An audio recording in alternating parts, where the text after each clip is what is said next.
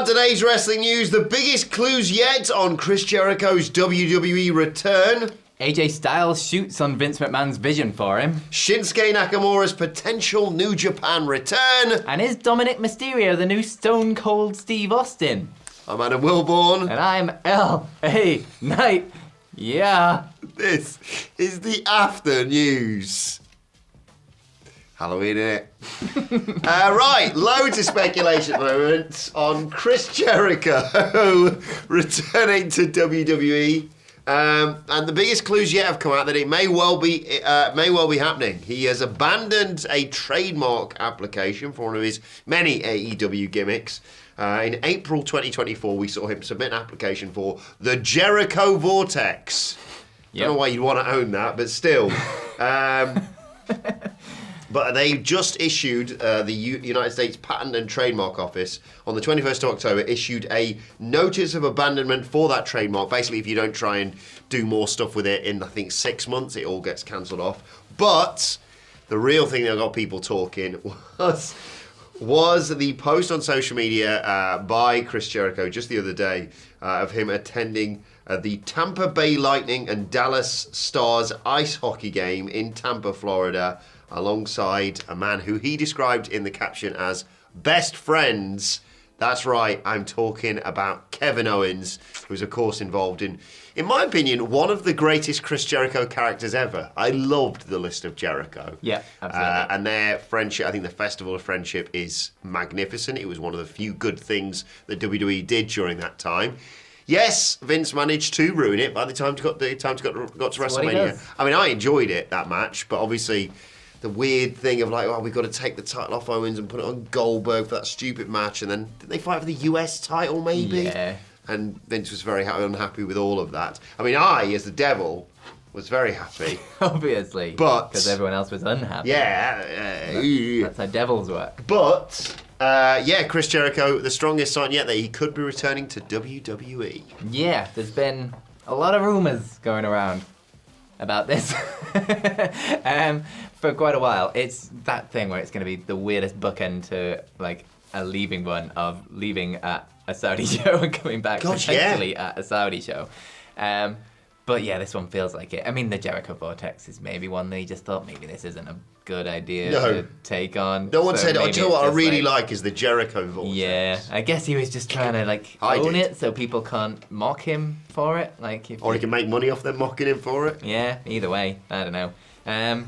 But I don't know. I'm fascinated to see where he fits in with WWE these days. Just realised you're wearing your glasses behind the sunglasses. Oh, I've got to be able to see. Yeah, obviously. That'd be the same not thing. My sunglasses. So. It's not even my sunglasses. So what was I saying? So yeah, I don't know where he fits in, and I'm intrigued to see what character it is. Is it going to be like a greatest hits Jericho? Yeah. Is it going to be like going right back to the Ayatollah of Rock and Roller? I mean, who knows with this guy? Or is it going to be something new? That's the first thing I want to know. And then B, where does he fit in this card? Does Triple H just bully him and put him in NXT for a laugh? Maybe, that would be funny. Actually, what we're doing, we have one of the biggest stars in WWE right now, a man we talked about yesterday, people talking about, have they pushed him enough? Should he be in the World Champion match this weekend? We're joined by LA Knight now, of course. Yeah. LA, are you concerned about your position if Chris Jericho returns? Yeah. Thank you very much. Well, there you go. You've heard it from the man himself. LA Knight. I genuinely think it's the best thing for everybody if Jericho goes back to WWE best right thing now. for everybody. Yeah, he's done everything in AEW. I mean, he's done everything in the WWE. Yeah, but he's going to reinvent himself, and I think actually, to be fair, yes. I think he wants a retirement tour. He's seen John Cena and he's like, I want pomp and circumstance. Yes, that too. I will say, now he's had a longer time away. You remember, he'd have a month off doing a Fozzy tour, and then he'd be like, I'm back, guys. We're like, we haven't missed you. Yeah. Go away for a bit. I'd miss it. I miss him now. So I wouldn't actually want him back in AEW, but I just think it makes all the sense in the world to have him back in the Fed for the one final run. Yeah, and he is the absolute master at reinvention at the end of the day. He'll find something that works. And yeah, even if it's just a Rumble, through, but then does he retire at Mania the year after at Saudi Arabia? God, just all these milestones Saudi Arabia. I don't know. Either way, let us know in the comments what you want to see him do. I would love, we've had, not necessarily John Cena doing the Doctor of Thugonomics, but we've had references to his career. Yeah. one more night of some people getting put on the list would be good for me. Yeah. I love it. I used to love that. And nice to see him hanging out with Owens as well. And nice to see Owens just happy because obviously he's had a really rough time with his injury. Does he bring back the light-up jacket? That's another question. What was it, 15 grand that cost? That Was it Ambrose destroyed that? Yeah. We'll have to wait and see. Let us know in the comments what you want to see him do. Maybe you want to see him in a Hell in a Cell. Maybe. AJ Styles. Oh, yeah. It's a bit of a weird one, this one, just in the way, like, the context of the two things, but we'll get there in a bit. He kind of shooted on Vince McMahon and what his vision was for him at the beginning. So, AJ quote tweeted. Is it called quote tweeting anymore? What, quote X'd? Oh, God, yeah. What do you call it? He just quote tweeted. He Elon'd. So, he quote tweeted a post from Sportskeeda that was of a quote from him from AJ on the Justin Barraza's podcast. Right. Levels of quoting. Got it. Levels of quoting. So the quote on the Sportskeeda thing was, "No doubt in my mind that I may not have made it to WWE without Japan. Yeah. My tenure in Japan helped me figure out who I was and what I wanted to be. When I went to WWE, Vince wanted me to be who I was in Japan. That style from Japan did not change when I went to WWE. That's the guy Vince wanted, so I didn't have to change anything. Maybe that's why it got over so well." So that was the quote that Sportskeeda put up. But then AJ quoted it, saying, "Vince wanted a pit bull. I just needed to be the guy I was in Japan, the one he had no idea existed." Yeah. That makes more sense. Which makes a lot more sense than Vince McMahon sat there watching New Japan going, I've been keeping tabs on you in Nuge. Yeah, that's just not going to happen. So I don't know if this is like AJ clarifying the quote that might have been taken out of context slightly or something. Yeah. Or not, but basically I'd go with what AJ has directly said here, in that Vince had no idea who he was in Japan, wanted him to be a bitball, and AJ was like, "Can I just be the guy I was in Japan, please?" Yeah. Because it works, funnily enough. Yeah. Despite all of this, I do agree with AJ Styles on this one. Because, I think he would have been okay in WWE had he just jumped there from TNA, for example. Yeah. But I don't think he would have achieved what he's managed to achieve in the, nearly 10 years he's been there now. Yeah. Without that seasoning in New Japan. The confidence that brings as well. Yeah. Like the confidence in yourself of knowing you can go to a place and you can be the guy. It elevated his stock as well. And the buzz, I remember... Didn't WhatCulture interview AJ Styles around the time of the 2016 Royal Rumble being like, what are you doing? 5-star wrestling. That was it. And it was like, what are you doing in January? He's like, nothing. And I was like, the buzz was palpable back then. I mean, they missed the whole thing, obviously, WWE, because they decided to shoot Roman Reigns' face. But beyond that, it's been an amazing decade, and I think I'm going to really try and enjoy, because I think he's really hit his stride again recently. It's weird how knowing when you're wrapping up your career maybe sort of focuses the mind a little bit. He's just had a bit more fun with it, with the Dom I think stuff. It's that like freedom. Yeah. There's no pressure anymore because you know when the end is, and that is the end. Like you don't have to worry about a next contract or anything like that. So I think the freedom of just being able to muck about a bit, and specifically with Great Dom. tag team champion with Dragon Lee as well. Yeah. But yeah, I think it's going to be a fun. Because I remember seeing that first quote and being like, "Sorry." Vince brought him in and went, "I tell you what, I want you to be." Doesn't make any Japanese sense. You. What are you talking about? You know the guy who I watched every week in New Japan Pro Wrestling? Never miss a second, mate. Absolutely blagging a subscription to New Japan World, of course, in the words of Zach Gibson. World. Soon. Oh, I miss Zach Gibson. To be recognised. Another WCPW legend. But yeah. Shoes off if you hate Gibson. Mine are firmly on. Mine are off.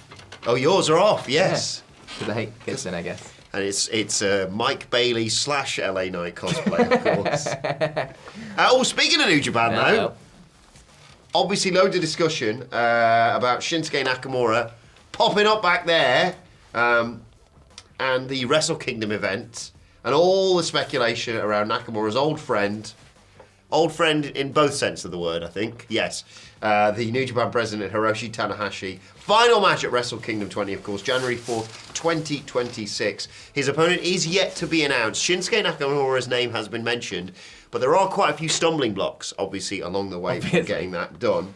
But Dave Meltzer on the latest edition of Wrestling Observer Radio suggested what he's heard about the match. Telling me there's a chance. Hello.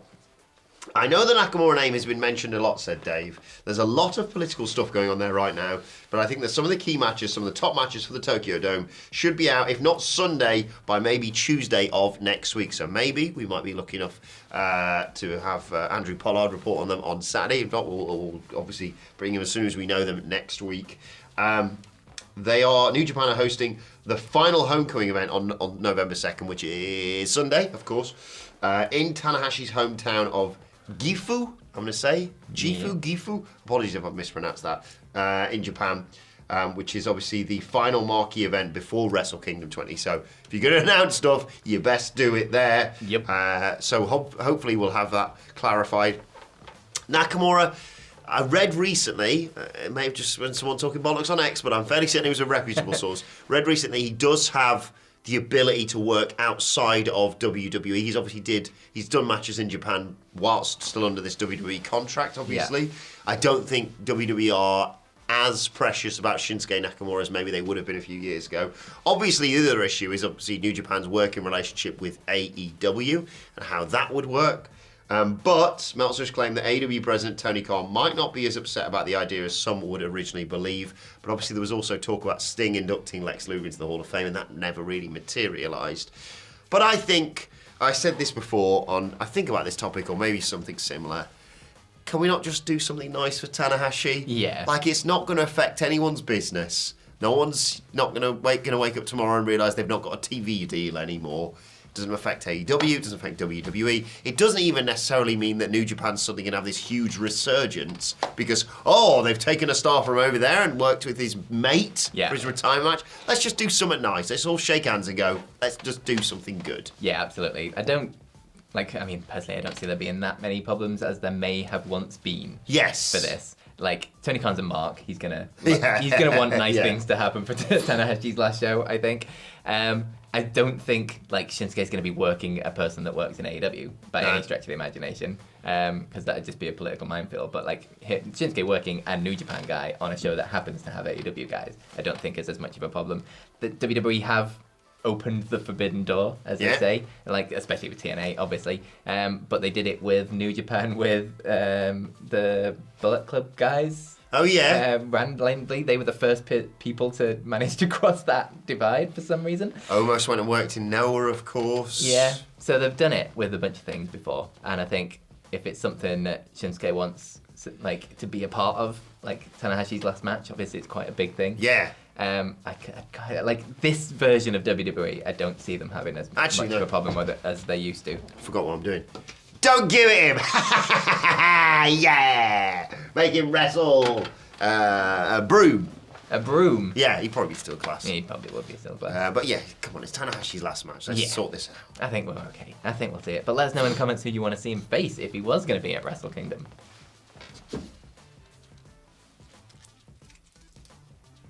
Serena Deeb. Yep.